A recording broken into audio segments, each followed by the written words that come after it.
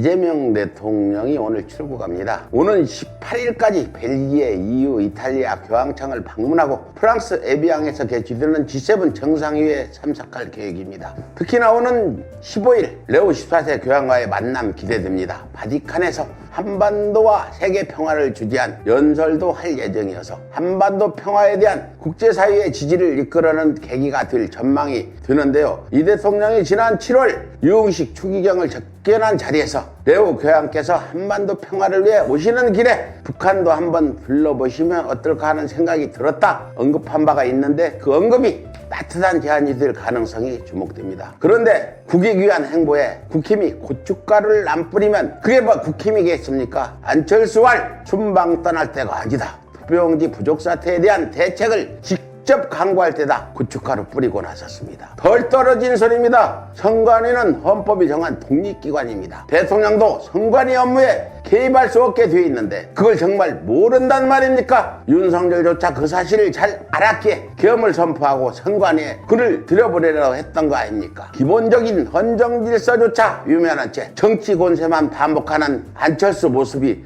참으로 무매하고 한심합니다. 또 이번 선관위 사태는 정쟁이 아닌 진상규명이 먼저야 하는 사안입니다. 또 국민 절반이 불신하는 사전투표도 없애야 한다는 국힘 주장은 더욱 뜬금없습니다. 투표지 부족은 본투표에서 발생했는데 사전투표를 없앤다고 예방할 수 있는 일입니까? 무엇보다 이번 사태 해법을 위해 이 대통령이 청와대에서 사부여인과 회동하고 대처 방안을 논의했습니다. 간보기 전문가 간철수 씨 등 국힘은 신문 기사 좀 제대로 읽어보길 촉구합니다.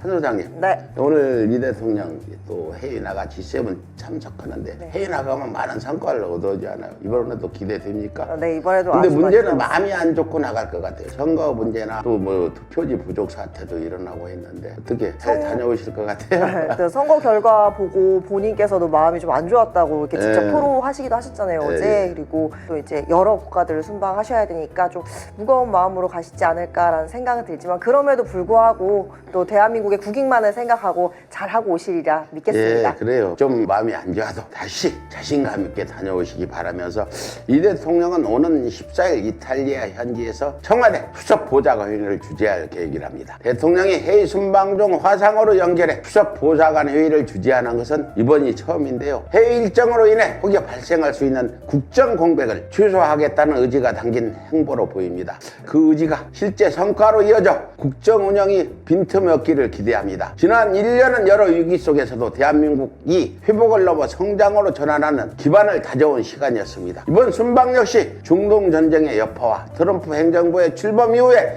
국제질서 변화 등 대의적 불확실성 속에서 대한민국이 국익을 지키고 새로운 기회를 모색하는 중요한 계기가 될 것으로 보입니다. 이번 순방이 이재명 정부 2년차의 방향과 비전을 보여주는 결정적인 예고편이 되기를 기대합니다. 150만 구독자와 함께 걸어온 민족언론 서울의 소리. 우리는 오늘 새로운 얼굴로 새로운 마음으로 다시 출발합니다. 탄압과 내란의 혼란 속에서도 멈추지 않았던 이유. 국민이 주인인 나라, 민주시민의 목소리, 국민 주권의 시대를 지키기 위해서였습니다.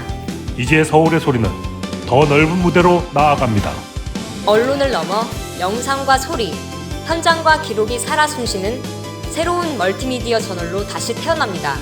진실을 말하고 거짓을 바로잡으며 시민과 함께 만드는 언론. 그 사명과 각오를 마음에 새기며 서울의 소리는 오늘 또 한 번 새롭게 출발합니다.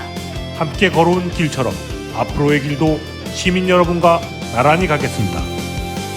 서울의 소리. 우리가 다시 시작합니다.